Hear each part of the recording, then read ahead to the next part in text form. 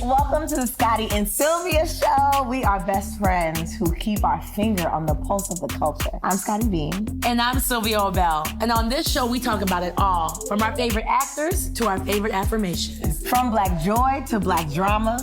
And just a sprinkle of Caucasian chaos every now and again. Welcome to the Scottie and Sylvia show, where we speak our minds like it's our full-time job and have fun doing it. I'm Scottie Beam, a media personality, globe-trotting best friend of Sylvia Obell. And I'm Sylvia Obell. Let me tell you something. It doesn't matter what I do. All that matters is that I am a lover of one Scottie, yes, but also Beyoncé. Beyoncé! The old squad know the deal. And when I tell you I am less than 24 hours off of seeing Renaissance World Tour live. You have the glow. You have the glow. You have the Beyoncé. I just saw Beyoncé glow. I just, I just saw Mother. You know what I mean? Like, I was just in the presence of the queen, okay? Yes, you were. In the city of brotherly love. And her first U.S. stop. So for everybody who didn't have a passport, who's been waiting, Philly sold out. Philly sold out in a way where all the girls who maybe wanted to go to national said, we can't wait long, but we're going to get to but wherever that first domestic stop is, we going. Because, baby, I had the Lincoln Financial Field was filled to the brim, okay? And all for her. I mean, it was, Scott, you have been so... I'm so happy that we can finally have this conversation properly, because I also want to compare a little bit of cause I don't know what's different and what's the same and what she's doing in her homeland versus what she was doing across seas or even now that it's been going on. Because one thing that's been clear, sis is like, I know these videos are hitting the internet and I'm going to keep switching it up on you hoes. Right. So that you are never going to get the best of me. And also, there's no amount of spoilers that can there's no amount of information I can give you that can measure up to what it's like when the lights go down. And the mic is motherfucking on. The mic is on. And you hear, welcome to Club Renaissance. The mic is on. You understand? And she says, welcome to Club Renaissance. Please stop playing. And then you hear, please motherfuckers ain't stopping me. These motherfuckers ain't stopping me. I thought I was going to blast off. You understand? Like, I thought, like, if I was a spaceship, I was just going to take off into the sky like one of them fireworks. Because, baby, I thought I was going to combust. And we were only on I'm That Girl. I literally levitated. As soon as I heard these motherfuckers, I said, this is it. This is what I waited my whole life for. This is it. This one moment. I literally closed my eyes and started tearing up. I was like, this is it. This is the moment. Because I tell you that I didn't boo-hoo cry, but I teared up a lot. Up. Yeah, I teared up like tear. And let me tell you something. My voice is here by the grace of God and hot tea, because when I left that stadium, I was sounding like Toni Braxton. You understand? Yes. But now we're here because I came here to testify that our good sis Beyoncé and the Renaissance experience was everything I thought it would be and more. Not only did she do Renaissance top to bottom, for the most part, she did skip a couple songs at the end, but she did do it from top to bottom. But the musical arrangements,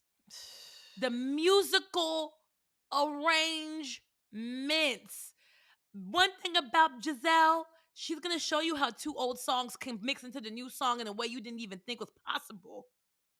She's going to show you how back in 2003, she was ahead of the times because it sounds fresh with a song from 2023. And it was the way that I was sounding like a 63-year-old woman in the stands talking about, this is what came out first. Y'all need to know this is what came out first. This is Diana Ross. Okay? This is disco.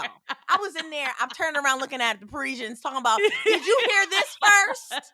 You got to do your research first before you step up in here and claim you know what you listening to. So I was, and at the house music,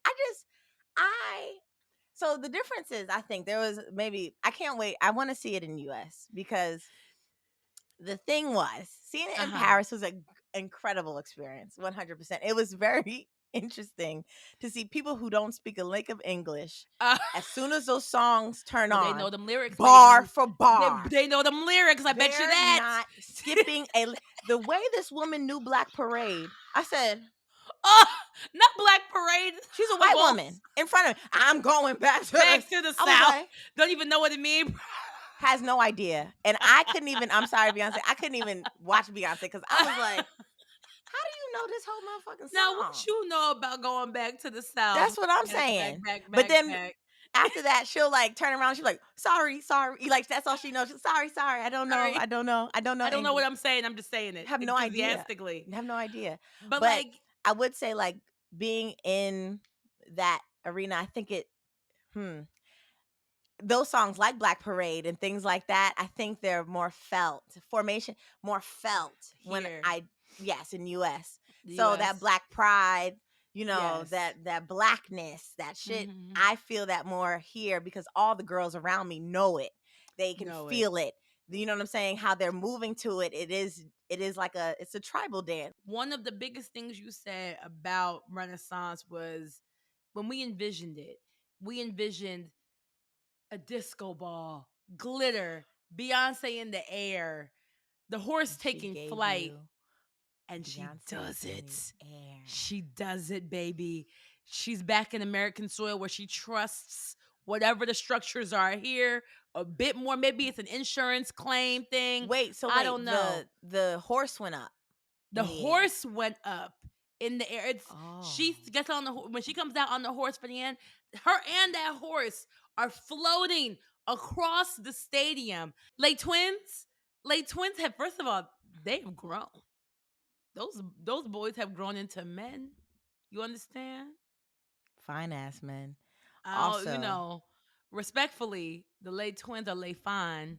The dancers, period.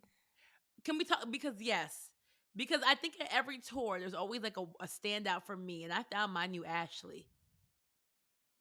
New Ashley is the one the dark skin girl, the dark skin girl with the buzz cut blonde, baby, thick, working it.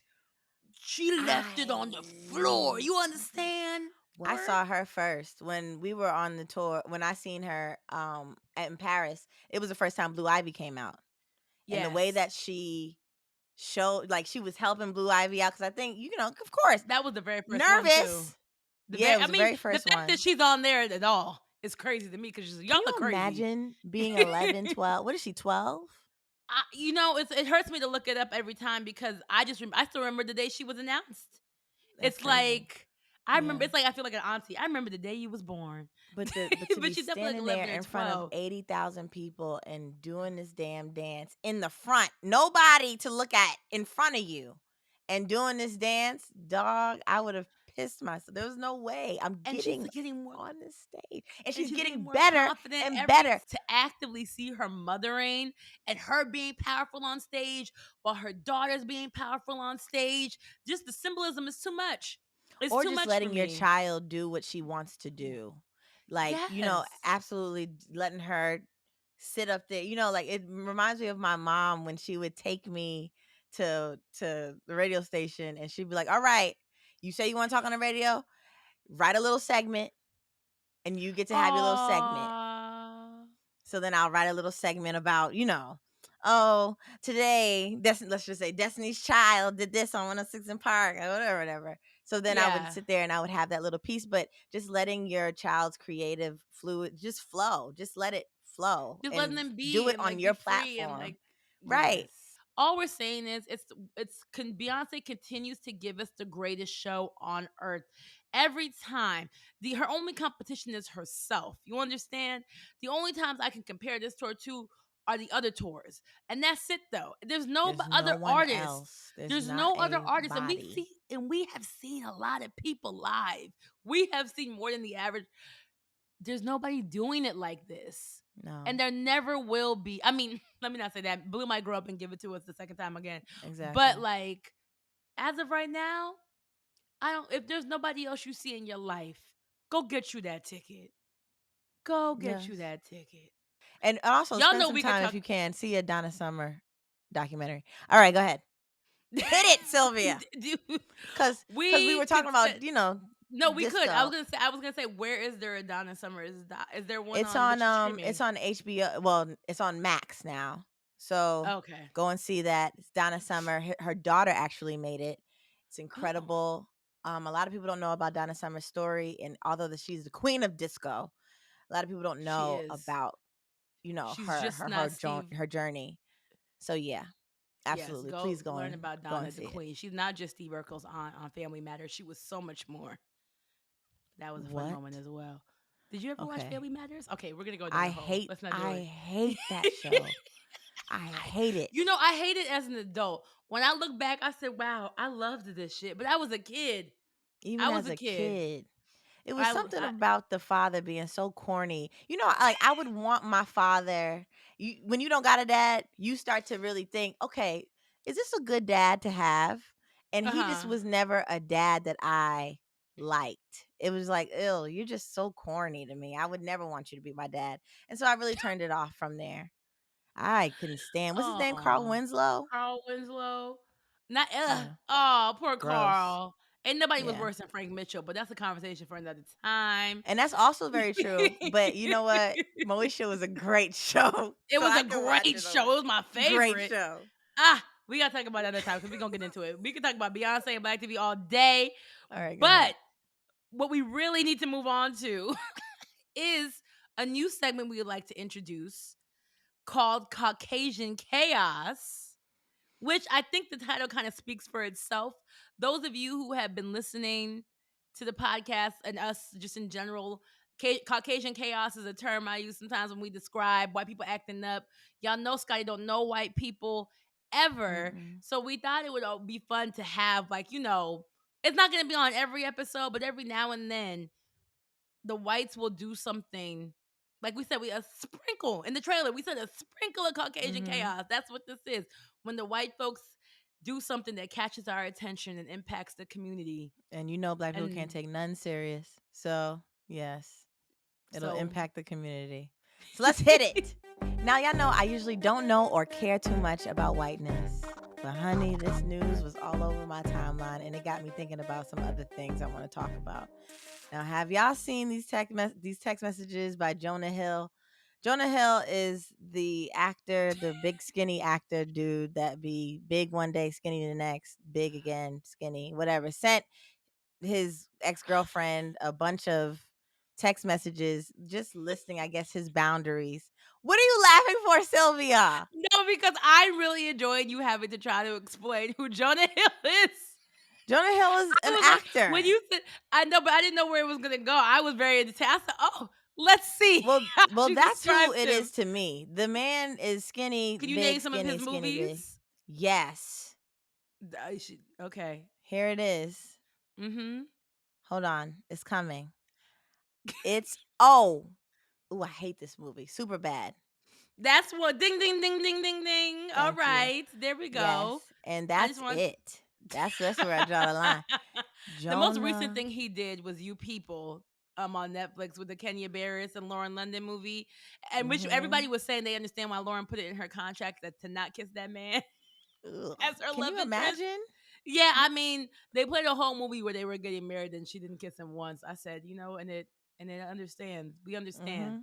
Yes. But yes, he was in the news recently because his ex-girlfriend, who was a surfer, professional surfer, I think, dropped some text. Now, we over here at the Scottie and Sylvia show love when a woman says, fuck it. Okay.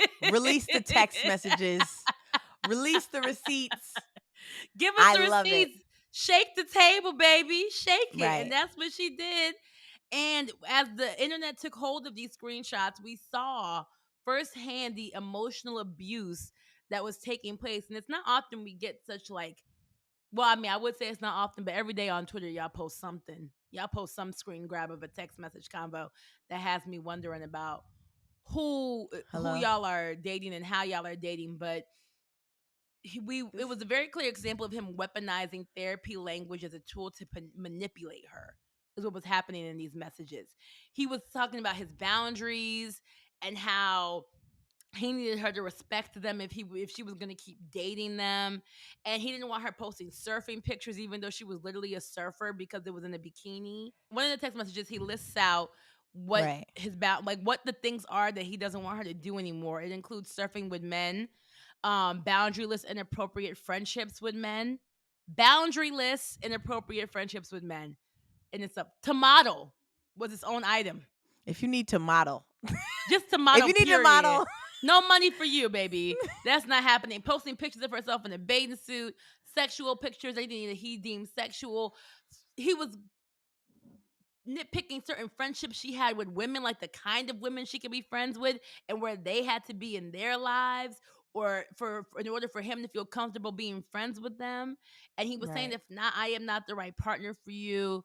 And these places are bringing you unhappiness. I support it. Blah blah blah blah blah. Some people thought, because one thing about people, they always gonna try to defend a man. And to the people who said, "Hey, there's nothing wrong with saying what you would break up with somebody over," I think what needs to be understood in this scenario is that if she has said yes, let's break up, he would have moved the line. He's not serious. Like, oh yeah, it's that easy. If you don't do these things, we'll break up. Most men who are emotionally abusive will use that Listen, as a tactic and a tool, but they to have no intentions manipulate. of really breaking up with you. They just want to Absolutely. keep figuring out what they can get away with to Mm-hmm. dim the light. And some people said, why, if Jonah Hill didn't want her to be in bathing suits or this and that, why would he date a surfer in the first place? Because he's not looking for a woman who's already submissive. Mm-hmm. Men who like to emotionally manipulate like to take down strong women. They look Yes. for a strong They woman like whose the light is challenge. big, and they're like, Yes. I want to rob her of that. I want to dim it slowly. I Right. want to show that I am bigger than any of these things that make her shine. It's Yeah. toxic, it's crazy, it's cruel, to be Mm-hmm. honest, but it's a And real it thing that feeds their happens. ego. It feeds their ego, and it's something. It's like a kink to them. Yeah, So they it's don't terrible. get the submissive girls who would be down for it. They really do try. They prey on the women who are actually strong and think that they can control and want to fight to control. My only thing is this: if you give me a list like that, What would you do? Please, what would you, no, Scotty, I'm have just done? saying I appreciate it. Now I can say, get the fuck out of here. Like, absolutely not. As soon as I would have hit the to post pictures of yourself in a bathing suit, now everybody know who've been on my Insta stories, Instagram. Let me tell you I'm one gonna thing about post it. a bathing suit picture. And what's absolutely insane is that she's a surfer. So you mean Truly to her tell me job. you ain't see them motherfucking pictures before when you met her, when you were interested in her? And You now you're gone. trying, right? Now you're trying to change who she is simply That's exactly because it right. makes you feel inferior. So I would appreciate if God said, here's what I need. And then you give me the list. And so I can tell you to kiss my ass because there's no way in hell that I'm ever going to go by any of these things on your list ever in life, ever in life. Yeah. So Cause I would yeah. let niggas show, let me see what you got. Show me Now what let it me see what is. you got. Right. Show me what it is so I could just politely, well, not politely, but tell Let's you be to go honest. somewhere. Right. Absolutely not. But there's no way. That's absolutely crazy. That was crazy. But No, it then was what's crazy. sad is that he's going to go to the next person. And I think You that's why know? she tried to release the text. I think, at least in part, because I think the thing is that when men keep doing this and we don't speak up, like they keep getting away with it because they make women feel like, oh, I just love you this much. So I want to do this with you. Like, it's no, he's doing it with everybody. It's systematic. And it's off. Sometimes it's depending on how good they are at it. It's usually breadcrumbed out, starts with love bombing and then it's breadcrumbed out. But like, I think exposing it is powerful in the sense of you're not just being petty. And even still, like I saw that whole debate too. Even if she wanted to just be petty and put out them texts, that's between her and her God and who and her people. You know what I mean? But I Mhm. think in this scenario, it really is also bringing light to something that people need to see, because who knows how many women are in. I mean, I know there's for sure a ton of women who probably saw that text and thought, oh, that's what that is, because this Mhm. is happening to me To too. me too. I just thought that he was helping me with showing, what he I just wants thought from me I and thought what he this was my. needs. Hmm. And I thought I, he was listening to mature. him. Yeah, and he was mature and using all these dumbass therapy words that he doesn't even know the real answer to. And the only reason why people would believe what he's saying is simply because he came out with some kind of special on Netflix that was like a shrink special where he's going to a therapist. Oh But just because yeah. somebody's I going to forgot about therapy doesn't that. necessarily mean that they are healed immediately. Do you Ab- understand that? Absolutely that. And So when especially if y'all they've get only been excited through. about these men going to therapy, and I'd be like, "Oh, he's going to therapy, girl. He ain't healed yet. That don't mean he's healed." And there are also the people that go to therapy. I'm just saying people because I've seen women do it too. People go to Yep. therapy and lie to their therapists, and then Woo! come back and say, "Oh, Mm. well, she said," or just be lying. She said it's how people treat me, and I'm too good to people. Shut up. They don't ever talk Mm. about that. And it's Therapists also don't what are even you say that. it's also what are you talking about in therapy too? Because Right. I've What you actually choose asked to bring up. I've actually asked a guy I dated before, like when I was seeing some guy act crazy and I knew that he'd been in therapy, I was asking him, I was like, well, this guy's in therapy. I don't understand why he would be doing A, B, C, D. And the dude was like, he was like, well, I don't know if a lot of us go to therapy and we're not talking about relationships. A lot of men, we go because that's not first on our mind either. Like, even my therapist said for her clients, the women come in talking about their personal lives. The men, they come in talking about their professional lives, about Of not feeling course. like a provider, about what Of success, about course. navigating the workplace, fully ignoring all. I mean, not ignoring, but it's taking them a long time to even think to get to. Oh, by the way, I'm cheating on my girlfriend of 6 years, every other weekend. LOL, forgot to mention it. Like, it's not even, are you even coming up in his sessions is a question you need to That's ask. what I'm Are, saying. are you talking That about us? are you talking about Like, us? And also, are you telling the truth? Are you telling the truth to your therapist? Are yeah. you telling the truth? And that's all You I'm gonna keep asking repeating? Are people. you gonna? Because And are are you you going telling the truth? regularly? Because a lot of people may have gone to therapy once or twice and that's it. They stopped going, or they go once a month, or it's like they're really just listening to podcasts, niggas with mics, and then they're just like, that's where I'm getting it from. And you can't. You really need sometimes somebody specific to apply it to you. So this is about a bigger conversation that we would like to talk about, and that's why we brought up Jonah Hill's white ass in the first place. It's Minority Mental Health Month. You know what I mean? And we thought, what a great opportunity to talk about a topic that matters so much to us, that has impacted our lives so much, and that we feel like our listeners, our community also really appreciate. July, there's a lot going on in here. We talked about independence, there's International Self Care Day, apparently, there's Be Love Day, World Heart Day. All these things that I don't know when we all made up all these holidays, to be honest. Every time I look at the calendar, I feel like new ones It's are a lot of sprouting up. holidays. But apparently, Minority Mental Health Month is now a thing. It's Hmm. observed every July to bring awareness to the unique struggles that racial and ethnic minorities communities face regarding mental illness in America. Mm. So we have spoken here and there about our own mental health journeys. Yeah. But Scotty, can you just do you remember? Can you describe like the specific moment or situation, like when you first became aware that something was affecting you enough that you had to start consciously thinking about your mental health? Um. Yeah. I mean, I've been s- I've been struggling with suicidal ideations for a long, long time.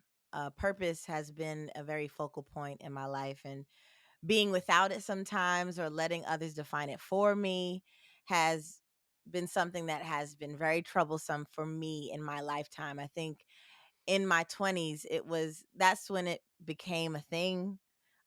It was about not having money, of course, but me dropping out of school and not really believing that paving a path for yourself was an actual reality. Like it was a real thing. And I think we were growing up in the age of social media where we were trying to figure out what that might look Mm-hmm. like as far as a career path. So, Mm. self discovery was really beating my ass around that time. And I think um, for those like people like me who are overly critical of themselves, it feels like anything you do is just not good enough. Things could Yeah. be better. Everything could be better. Uh, and you want to make everyone proud, but most importantly, you just want to have the purpose. So you Mm. want to feel that whatever it is that you do will impact their mind or two or three or whatever. But being without being without the purpose, but also having impetuous fucking passion. Mm. when things aren't happening for me and things aren't going my way, where do you think that passion goes? So the passion goes back into me, but in a negative way. So I'm using that passion against myself, Mm. or saying that I shouldn't be this passionate about something that maybe I'm not good at. So you start to rip at yourself. And I think in my 20s, that's when it like really started to, you know, kick it up, honey. They turned that bitch up in there. So that's when the intrusive thoughts came and the suicidal ideation start to show its face. And, once you start to believe them, you got to get up and go. You got to get up and get some motherfucking help. And I say this because I know I can speak on it firsthand that although it is a very hard journey and life is going to keep lifing, Mm. it's going to Baby. keep going. Choosing life is always the better option. And I think, I think we talked about this in the last episode where a lot of these suicidal ideations, you have to ask yourself, is it fact or fear? Mm. And I think a lot of it is fear. It's fear of how you will feel after having to pivot once again if you lose a job, fear of the unknown, fear of faith. And yes, I said fear of faith because when you start to kick into your faith and you feel like it's not working, you start to feel Mm. like your relationship with God or your relationship with whatever higher power it is isn't as strong. So then you start to feel hopeless. And once you start to feel that hopelessness, things will start to spiral. Yeah. So you start to have fear of having faith. So I would just say, I'm going through a very transformative era. We will talk about it another time. But I will say that around my 20s is when I started to have to say, okay, I got to take this therapy seriously. Mm. I have to start investing in self-care and not just like, oh, going to get my nails done, things like that, but no, doing things I actually enjoy, start reflecting on happy moments, start, you know, putting things into action that actually help me choose life. So that's all, that it was around the 20s because it's very hard. 20s, Yeah. The and early, you think about it especially. now, you're like, girl, but No, it was no, very it's a lot. serious back then. No, Like, it's there. I would. I am so glad to be done with those. yeah, that's a To be fact. done with the 20s, That's a because it's like fact. you're still figuring out who you are while having to adult at the same time, and like Right. figuring out what you like and what there's just a lot Right. hitting you at once, Right. and then And so, everything feels so big. Like, right. and it's also the first time you go from everybody's doing the same thing in the same order to now everybody's Right. splitting. You're not Right. going from 10th to 11th to 12th grade. Like, now what? Right. And then comparing your decisions to your peers' decisions and to Yeah. your parents' desires and to what Yeah. society tells you and to what your Yeah. dumb, like, immature time clock that you put in your head before you knew what the world really was. Like, all of Yeah. these things are hitting you at once, and then your body's changing and your opinions on things are changing. Like, it's just Yeah. it's chaotic. Yeah. And so, like, recently, my friend Mouse said to me, I still have those moments, like what you just explained. I This still have it those still moments as happens, far yeah. as like, timelines are concerned. Because I'm Mm, 32. yeah. No, You it's know what rough. I'm saying? I feel And you that. still have parents saying, them kids, the marriage, Oh, when is it, starting to press. yeah. So my friend Mouse was like, you're working on a deadline and God is working on a timeline. Who? So I Mouse said, wow. Jones. Wow. Okay, brother. All right. Uh, And he said, that's the problem. You think it's a mm, deadline. It's not a yes. deadline. It's not a deadline. And It's God is over here laughing at you because you don't know the timeline. You're And not you're not paying supposed attention. to. Right. And you're not supposed to. But don't think that it's a dead line. That at Yes. this age, this is it. It's supposed to end here. That's not true. It doesn't end No. here. No. So, and that can speak to a lot of things. I could speak to a lot of things. So, I would just say, like, yeah, that's when it kicked up a bit for me, where it was like, I got to go get seen, or else, because I don't want to lose this battle. In your 20s, And you're saying? in 20s, I didn't want to lose this battle.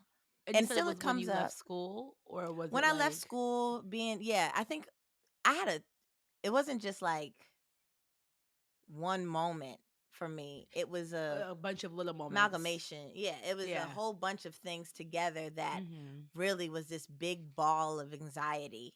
Mm. And when you keep Mhm. adding to it and not being able to express anything happening or express what you're feeling, you just add it until you reach to where Yeah. you start to breathe. You can't breathe anymore. Mhm. And it's hard for you to breathe. You really feel like somebody is literally on your chest. Chest. Ooh, I know a lot of people are feeling you right now. So that's where mine came from. I think it was a whole bunch of things, and it was years Building up. of Yeah. built up anxieties and frustrations and letdowns, disappointments, and just fears and just everything that you could think of in the 20s was happening to me. Child. Heartbreak. Just at that same time, and you realizing, is this how adulting is supposed to go? Is this how I'm supposed to live for the It's rest the of my first life? it's the first cracks in the fairy tale. And the first cracks Yo, hit the hardest because it's like you come in and it's like, okay, now it's the time it's gonna go exactly how I thought. And it's like, no. And right. that realization, like the first time life tells you that actually you're Earth my bitch, shattering. Earth you thought shattering. you thought you was gonna be able to control this ride, baby. You are in the back seat. Buckle up. Baby, buckle up. Cause I'm driving. Hmm. Okay. And That's that's cute what that it you thought is. you was in the driver's seat. Keep all hands and feet in the vehicle because, Vehicle at all baby, times. You're all in for a honey, ride. right, of your life, literally. Literally. Right. So, so But that's can I what I would say. Like with Sylvia, like, no, I did want to ask before we moved on to me because I do think that like when people say suicide ideation, like the difference between that and like and being suicidal, is there a difference or is it the same thing? Like even I'm wondering like is it just like you're um, having thoughts and you're just trying to like you know what I mean like yeah, I think that people, I listen. You ask a therapist. I don't know. I'm not a therapist, but I for think yeah, taking yeah. suicidal ideations just as serious, and just suicidal ideations doesn't have to be, hey, want to kill myself, or unalive myself or a thing like that. It can work as like, if I'm not here tomorrow, I wouldn't be upset. Boy, I just wish this would Mm, end, all of it, all the time. Just end. mm. I don't want to be here anymore. Who exactly would be upset if I wasn't here? Mm, so it's Do like a people sneaky little care? thought that It's just sneaky little ro- thoughts that and then come it becomes around, and then it just right? And then it will come snowball. together, right? And then you'll start to believe these thoughts because some of them come at such a fast rate because there's so much bad happening. So then you're saying, Mm, this must be this must be true, what's happening up here, not knowing yeah. that just your environment right now is filled with a bunch of life shit that happens. So you have, it's a hard time for you right now. So of course your mind is going and it plays tricks on you. I wouldn't trust my mind all the time. That's what I'm saying. Mm, got I don't it. trust my mind all the time. I have to listen to other things. My heart, my spirit, and I also have to listen to people outside of me sometimes because they see me with love and they We do see respond you with with love. love. So Yes. sometimes I have to look in their eyes to see me. So that's what that was for. Stop it, Sylvia. I'm So yes, sorry. I didn't tell myself your I wasn't gonna response. do this. It's just I as somebody who loves you so much, obviously, like it's just obviously this is not new information to me. It's just it's not easy. any I of know. us, you know. I And know. it just made me think of. I actually saw this quote today because I knew we were going to talk about this, and like Skylar Marshai posted this. If any of you guys follow her on I love Instagram, her I love so. her. She was talking about the voices in her head and how often are the voices in our head are not kind to us. And she said something that said, if the only voice in my head is my own, why wouldn't I use it to whisper sweet nothings to myself? Oh. And like the journey of her trying to turn that voice from being like the meanest thing. You know what I mean? Like she's like, we already in this world have to battle so many people trying to defeat us, take our light. That's how we started this conversation. Yeah. Like our bodies, our minds, like we're become the work of becoming your own sanctuary. Yeah. It's a Is lifelong journey, but for real. it's so vital. Because it's right, especially as Black women, we are the second we leave our homes, it is war. Mm-hmm. For it to still be war up here in our heads too. Mm-hmm. Mm-hmm. Mm-hmm. Mm-hmm. But it is So a journey that yeah, is worth walking, taking worth absolutely. worth running, worth skipping, worth all of it. It's a journey worth taking, I promise you. Because I don't know what would have happened if I ended it at 20 and didn't get to see how much I've grown in my I know, 30s. I know it wouldn't have even This this. podcast. This podcast All wouldn't the be here. people, all the thousands, hundreds, and thousands of people who you've helped, your Mm. voice. Yeah. So that's Yeah, definitely that's something to think about. It is definitely something to think about. But your yeah. response, Sylvia. So What was the question again? it I'm was in if it. you I'm can like, describe a specific moment or a situation when you first became aware that something mm, affected you enough to think consciously about your my mental mental health. health. Yeah. I think there were things happening when I was younger, but I wasn't mature enough to realize it was my mental health. Right. I think that when I first did therapy for real, I was about 25, and it Mm-hmm. was after a really bad breakup. Like, Mm. and I mean bad in the sense of like not that the breakup was like not that it wasn't bad, but I don't mean in the sense of how the breakup happened. I meant like its impact on me Mm-hmm. emotionally, like and how I had realized that was I'd had probably at that point like two very long relationships. And I realized that I was staying in relationships longer than I should have.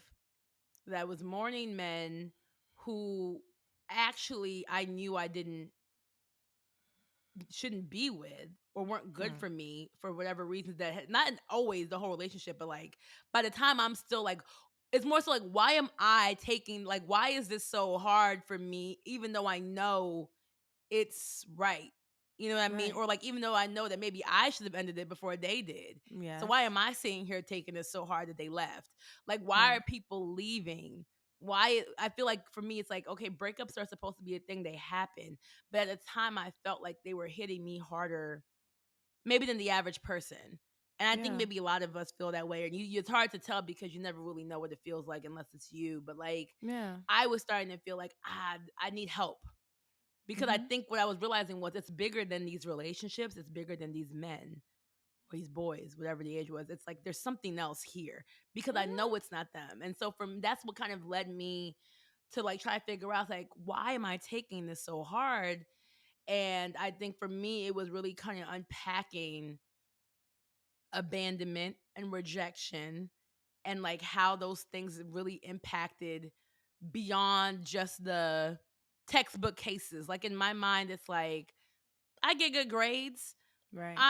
I have the degree. Like I'm functional. Like I am highly motivated. Like I love my life. Like I'm able to love. You know what I Mm-hmm. mean? Like I don't have. I felt like, and I guess I should walk it back a bit because I think what I'm also alluding to is that like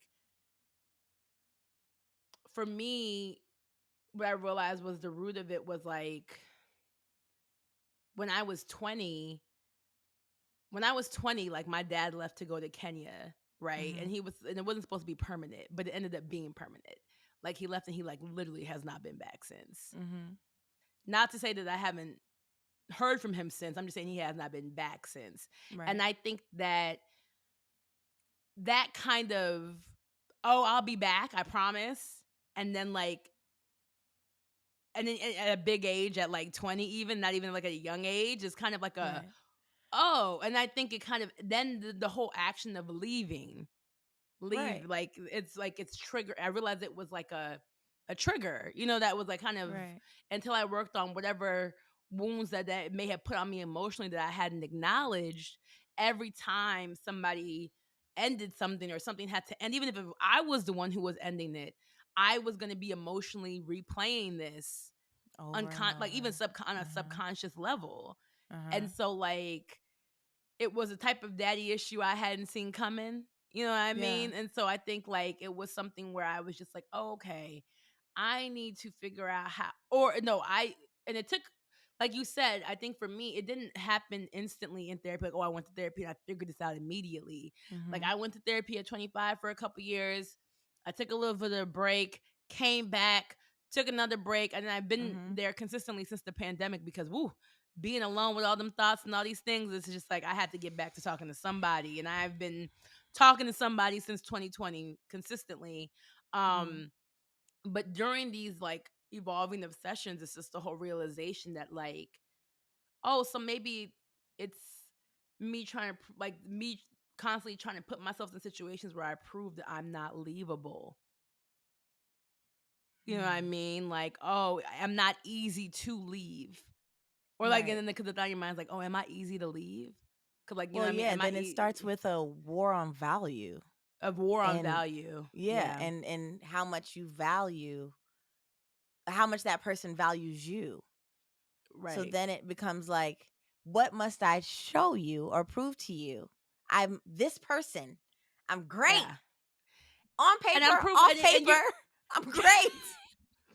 What the fuck else do you want me to do? And you still do this shit to me? to You understand? me, Like, right. yeah, I get that. yeah. And but then you have to realize but then the thing is like every situation is not that, and it's like sometimes a lot of times it has nothing to do with you. La- Sylvia, I want you to say it slower so that Every those situ every situation is not that. Every time somebody leaves you or breaks up with you, it's not about you. A lot of the time it's about that person. You know what I mean? Sometimes now, those of you who may have got caught cheating, doing no, something, I don't no. know. See, listen, Those I situations can't help you there, honey, that babe. might be you. That might be you. But Baby, I can't but help you with that. I But can't talk you out of that one. But right, but there's a lot of times where you're looking at yourself and it's like even with situation, my dad's like, oh no, that was not about how much he loves me or what he thinks of me as a daughter or like what our relationship was. That's about him and his life right, decisions. right, And it's the same thing with these niggas. It's right. about them and their life decisions. And a lot of the time, especially because my ex will be quick to say, "Oh no, she's a good woman." You know what I mean? I don't got no crazy rep in these streets. I'm just saying that it's like, but it's a thing where you can't help. But it's like I had to realize, like, why are you trying to prove?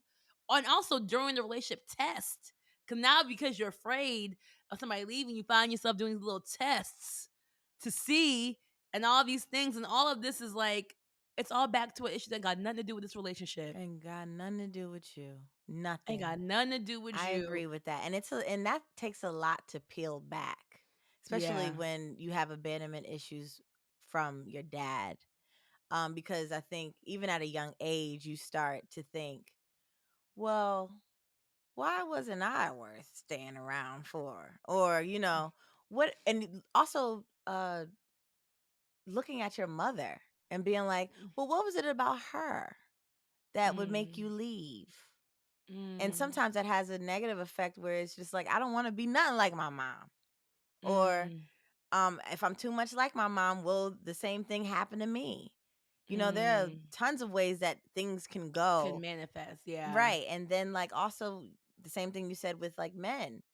So it's, yeah, I totally understand that. I do suffer from that and having to seek validation or have my value understood and feel like I have value in Yeah. relationships. Or So understanding just that so the value is not shaken. My value is not dependent on if somebody right, stays or goes. right. Like It's it's the like same. that has nothing to do with who I am or how good I am or where any of those things. It has Absolutely. to do with where those people are in their lives. Are we Mhm. compatible? Do we have the Mhm. same vision for the future? Like there's a lot of different small things, but even like when somebody does you wrong, for people, just tons of women who have been cheated on, emotionally abused, verbally abused, physically, any of it. A lot of times that has nothing to do with us or like the people. Like it's about that other person's demons, the other person's Mhm. trauma, the other things that Mhm. they haven't worked through or haven't done the work for Mhm. themselves. And unfortunately, the people closest to people are always the first ones to feel the Mhm. impact of that. Mhm. And so, and I think that's the thing also just about learning about life, like to your point about being in your early 20s and realizing that like people are going to keep coming and going. And Yeah. so I got to figure out how to not let that shit take me out. Shake me. Right. Even like in Right. friendships, like in friendships, like we joke about how I hold on to friendships. Baby. I have friends from the From the kindergarten, birth, fifth baby. grade, sixth grade, in every chapter of life.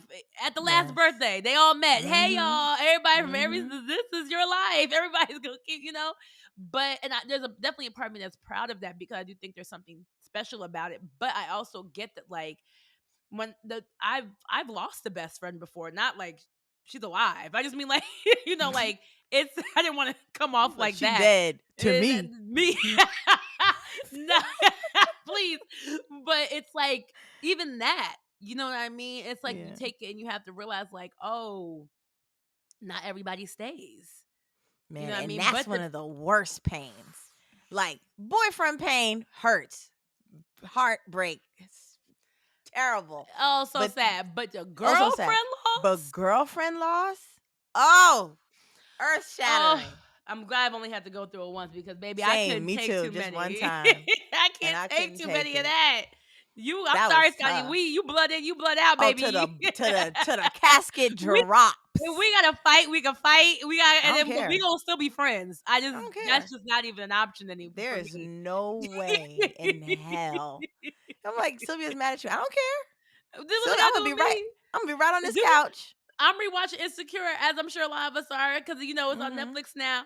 When Molly and Issa, even though that's not, I wouldn't use it as a great Mm-mm. example of all the things, but when they was fighting, they was in the hot tub at Malibu, and then people started getting on, and they were defending each other, even though they was mad at each other. Yes. Like that's what I mean. That's Like I could be mad at Scotty, but what mm-hmm. you not gonna do is say I can Is hear you talk thought about now what you say about my friend. what you That's said. crazy.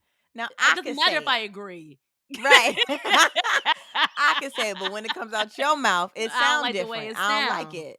um I think even like a bigger thing, especially when I think about minority mental health, is so much of the challenges we face are often rooted in, cliche phrases from like our upbringing that shape our perception of ourselves, which impacts how we show up in the world. Like we are the first generation that's really talking about therapy. You know what I mean? Like my I my mom is in therapy and she's now even a therapist herself, a counselor herself, and like it's just like when I've seen the change and even the impact it has on us as her children, I'm like, Mm-hmm. put the mothers go first. Put them all Yeah. in there because it's the same thing when they say like when a mom is all right versus with a dad. Like, you know what I mean? Like moms, everybody feels that growth. They make Yeah. sure of it. You know what I mean? The way they love on us and all of that, like it's so different. And I think that like it It's makes just me think crazy. about how much it makes me just think Yeah. about how much we didn't have access to, how much information they didn't even have access to while Well, raising that's what I us. was just about to say. Cause moms, like my mom didn't know what depression was until later. Right. Like Because their she was moms like didn't know. depressed. I didn't have time to think of depression.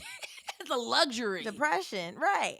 I got to take care of these kids. I gotta And these work. bills. And these bills and Absolutely. being a single mother, like a single mother, like no one's Right. helping her with Helping money, you. with anything. So it's okay, well, I'm gonna put myself on the back burner and eventually go get therapy. But right now, I don't got time for that. And so I get that. Like, I understand that. And I think my mom had I think families. have a sort of way that they like approach depression back then. It's better now. You know, people are learning that certain type of like statements you can't really say because it's like, okay, well, why would you say? Like, why would you say that? Like certain things like, What would you girl, say? you're not depressed, you just poor. Like you be like, bitch, I can't be depressed because I am What? poor. Like this same shit like that. Like, girl, you ain't depressed, you just poor. Once you make That's money, you be crazy. fine. And that's not true. And And then that's you would have to definitely not just true. right, but also you can be That's what they think. depressed because of poverty. Like, That's yes. fair. Yes, that's also valid. Like to say you're just. As Right. if that's Right. shouldn't I Once work you through make that some though? money, you Say be so say good. I am. So say Right. I am. Maybe I should work on that because I don't think I'm gonna hit the lotto instead of playing the lotto every week like the rest of y'all. Right. Maybe I should try to figure out how to find happiness in my situation as is. Right. Because if you don't Right. have it when you're poor, you're not gonna have it when you're rich. That same unhappiness. Watch any biography of any celebrity. Like Mm-hmm. it don't change nothing. All money does is magnify Right. whatever issues you had going on and shit in the It midst. So, does. So like lines like that. What else? What other lines that do would you know the church used to love it? Just pray it away. Just oh go to church. child. You know, Honey. just go to God with it. Take it to God. We I don't need got therapy. We got God. I'm like, God created therapists. right. Please. What if you could do all the things at once and really make it work? What You if could I told practice you? faith Man, and therapy. You can also talk to a therapist and pray.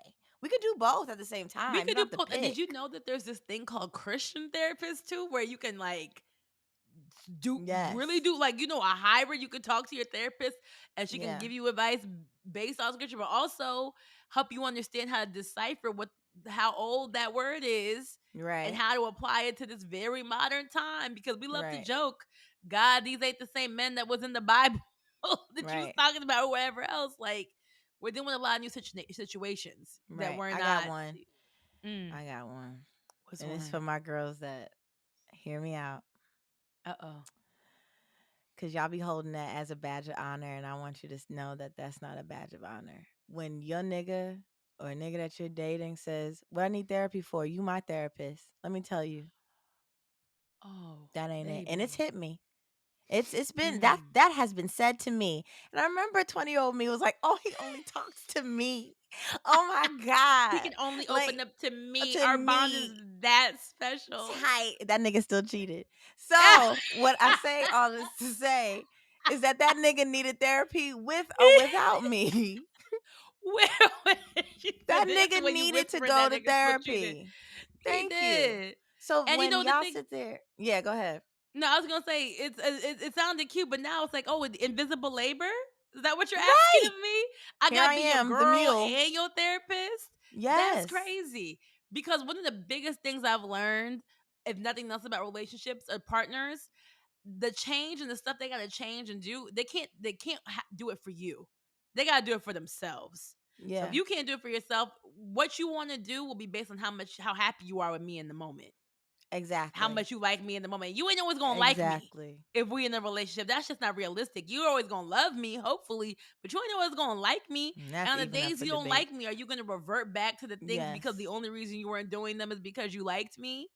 No, Mm-hmm. you gotta want to not be that type of person for Yes. yourself.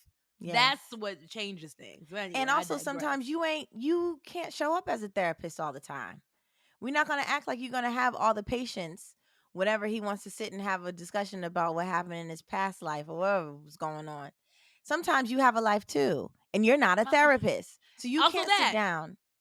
You're not a I'm therapist. not So qualified. I don't know what I will say that will hurt, that will break, that might injure, that might wound you, that you will carry with me, then hold it over my head. I don't want none of that. I want none You of that. go to a motherfucking therapist and report back. How about And that? report back. Maybe And we can go report back. together if you need to, but like you go Absolutely, report we could back. do that too. Here's But another one. that right there, that line drives me Ooh, up a wall, child. Run, run. run. Yeah, no. Ain't nobody doing no Babisha the builder. We said that. We told y'all we're not building men up no more. Go pay somebody to use your insurance. Mm-mm. Here's another one. Even if you don't tell, I won't tell. Or this system of secrets we often ask. Not only, I think, sometimes parents are asking kids to keep secrets that they, Oh and yeah. sometimes, you know, um, this is, I mean, I'm trying to think because it can outreach to so many things and so many people, but I think sometimes telling people to keep things to themselves, even families, like what we're going through is nobody else's business. Don't talk about it. We don't want that shame. We don't want any of that. It's like you're holding people hostage of feeling like they can't get the help they need. And then when that person spirals or has a breakdown or whatever else because you never let them talk about it, Yo, is that do you worth it know to how you? heavy it is? And I don't mean, do you know how heavy it is to use somebody else's address so you could go to a school and then go to that school and all your friends be like, why can't we go to your house? And it's because it's your great Girl. aunt's house that you don't Yes, even live in. you know the So New Jersey then, struggle is real because baby, right, half the kids that went to UN High did not live. They lived in Trenton. right. It's still going Why, on to this right. day. Why we don't have no parties at your house? Because then you Because guys would find out that I don't live here, and then I might get kicked out of school. My whole education exactly. And rests your upon mom be this, like, and I'm don't you say 7 nothing and I'm 8. about living anywhere. You just change the subject.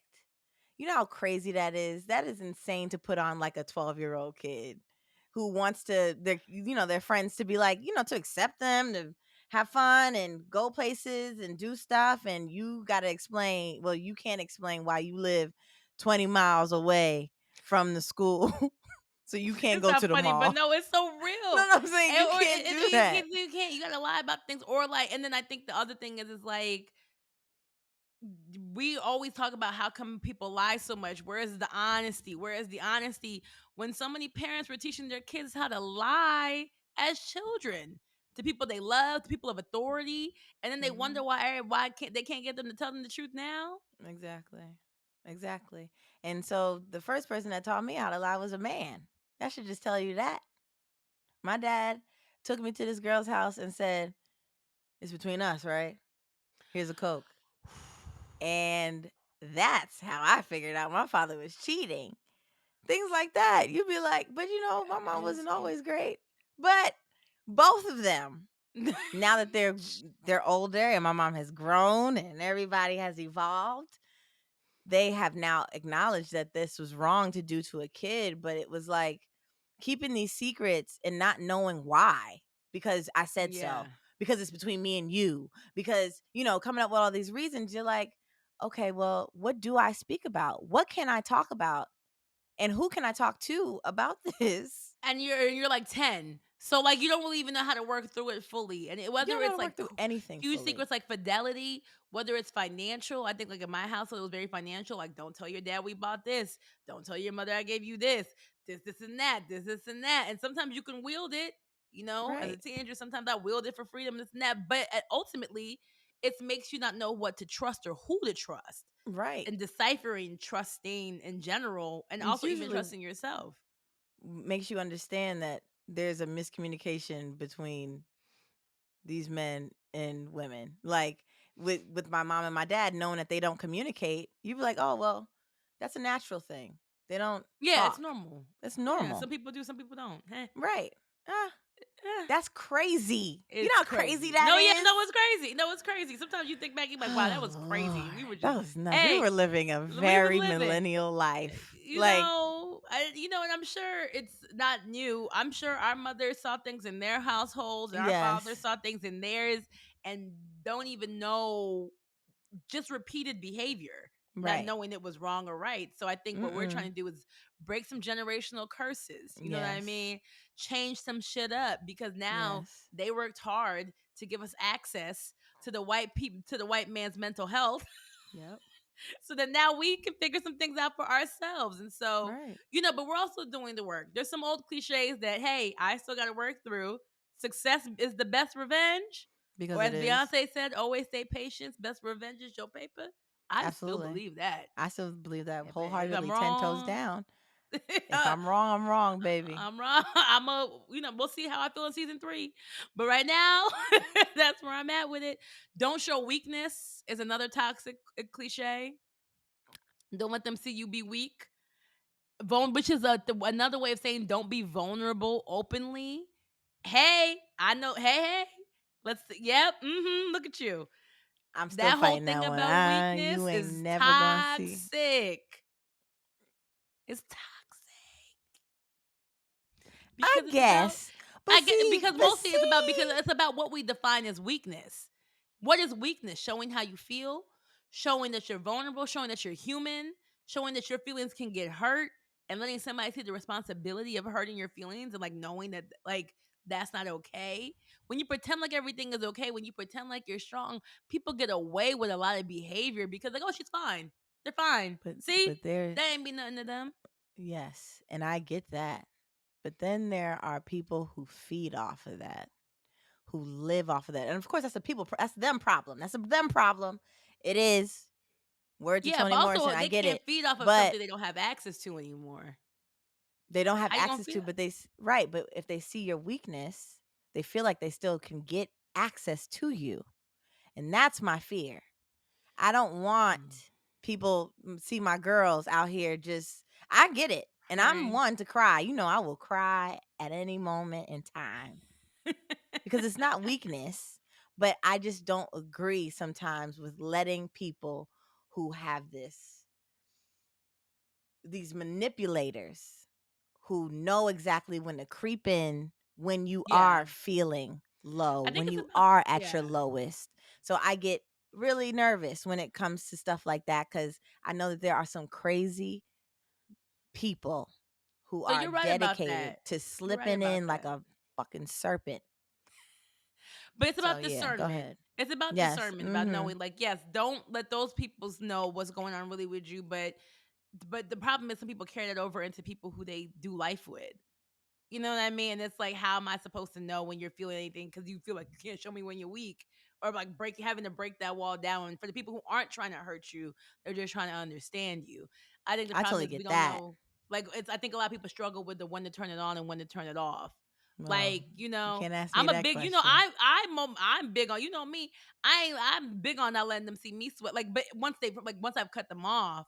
But if you're somebody who's in my life, having access to me means having access to my weaknesses and me learning to not be ashamed. And Mm-hmm. that was a lot of perfectionism work for me. Like, Mm-hmm. I was a big perfectionist. I used to hate when people called out the things I was bad about, not good at, all of Same. that. But like, I had to learn not to look at that with a shameful lens anymore and just like, oh, I'm human. These are the things that make me me. And I'm not going to get defensive. And I still, time and time again, I got to work on that still. I'm not saying I'm fully healed. I'm Yeah. just saying acknowledgement is the first I step. do. Yes, it's the first step, and I love to see it.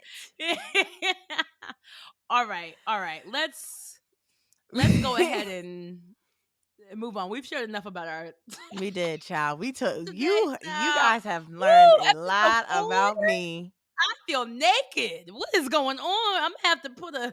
We're not gonna put this. Listen, We're not gonna put this episode link in the family group chat. Hey, please. I'm if about you're to say, related to us and you're please listening don't to this tell. episode, don't share it in the family group Don't chats. tell Okay, my mom, and just keep it to your. please. Shh. Now you know Shayla gonna listen regardless.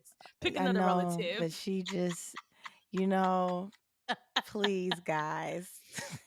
But yes, of I course. think our mothers also know that we are using our life to help others, and I think that hopefully, Hmm. mm, And also, my mother makes them was 20 understand. before. She was 20. My father was 20, and they Mm-hmm. were a little pack of cheaters. But they have learned. I'm sorry, a little pack of cheaters. It's ridiculous. My mom always kept one in the tuck, child. So I need. Hello? Don't say it, Sylvia. Next. Well, before we get out of here, Wrap it up. we will leave Transition us you out. all. Get us out of here, Well, Scotty. Beat me out. let's. Beat me up. Okay.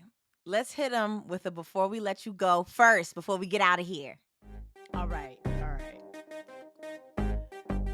Well, before we get out of here, we got to do what we do. We always leave you all with one affirmation to carry with you into the week. I feel like in this episode, we've given you a ton.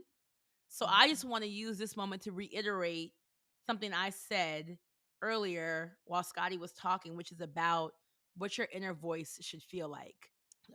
I think I've had to do a lot of work to get my voice to the place where my body, even just my body, a lot of the inner work I've been doing over the past year is making myself feel like home, making myself feel like a safe space. And that includes the voices in my head. I know when I say plural, it makes it sound like I'm crazy. So just bear with me. I just mean that I am trying to be kinder to myself. I'm trying to talk to myself the way, or not let, I can't talk to myself the way I wouldn't let somebody else. Like if sometimes I'll write something down and say it out loud, and I said, now what would you do if somebody spoke to you that way? Would you let them stay? Would you let them stick around? So well, now how are we going to do that to ourselves? So I want to reiterate what I said Skylar had posted earlier, which is if the only voice in your head is your own, why wouldn't you use it to whisper sweet nothings to yourself? Be the love you want to receive. I think so much of us, especially for the words of affirmation girls like me, that's my love language. Literally, it's my love language, and I would beat myself up. Same. How I can't ask from somebody else or know of somebody else that I can't do for myself. Learn how to love on yourself and speak positivity into yourself when nobody's listening. The same way you want to get it, to receive it. And sometimes I wonder, maybe that's the lesson I got to figure out before I get the person who does it right. It's like I got to master it myself. But that's a lot of the work I'm trying to do. So I just want to leave you guys with that affirmation. Whisper sweet nothings to yourself, baby. Self-love. We talk about it a lot action-wise. But internally, up in here, leave a kindness. What's yours, Scottie? Oh, God. My affirmation is stop letting these niggas play in your face. That one, too. That's a good one.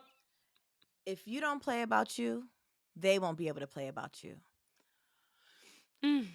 Stop letting these niggas play in your face. And that's just to me, too. This is the affirmation to myself. I'm looking in the mirror right now. There's a mirror right here, and I'm looking at it. Stop letting niggas play with you. Stop all of it. You have to understand everything. I retweet everything that Sylvia said, but I think I have a more aggressive way of saying it. It's the beauty of us. Stop waiting for your needs to be met. Stop waiting for that person to reciprocate the love that you give. And that's what you got to keep saying. Sometimes that's the thing that can I could go through the day just saying, play with something else. Play with something safe. Don't play with me. Because again, God don't play about me. I don't play about me. My friends don't play about me. The people who love me, they don't play about me. They don't play about this heart. They don't play about this mind. They don't play about this being. So why would I allow you, someone who may think that they may play about themselves, may play about everybody around them, play about whatever they have going on, whatever playground they on, stay over there. Keep it on the playground. Keep it on the playground. But I ain't gonna be there for that. Go play, and that's okay. It's incredible to figure out, okay, well, clearly I have to start choosing me. Yeah. And that is okay. And that is okay. And that is okay. Yeah. Choosing yourself is okay. It's more than okay. Well, that's it for this week's episode, y'all. Make sure you come back next week for more Scottie and Sylvia. Because we really do lay it all on the floor for y'all, okay? So, see y'all next week. We love y'all. Bye, guys.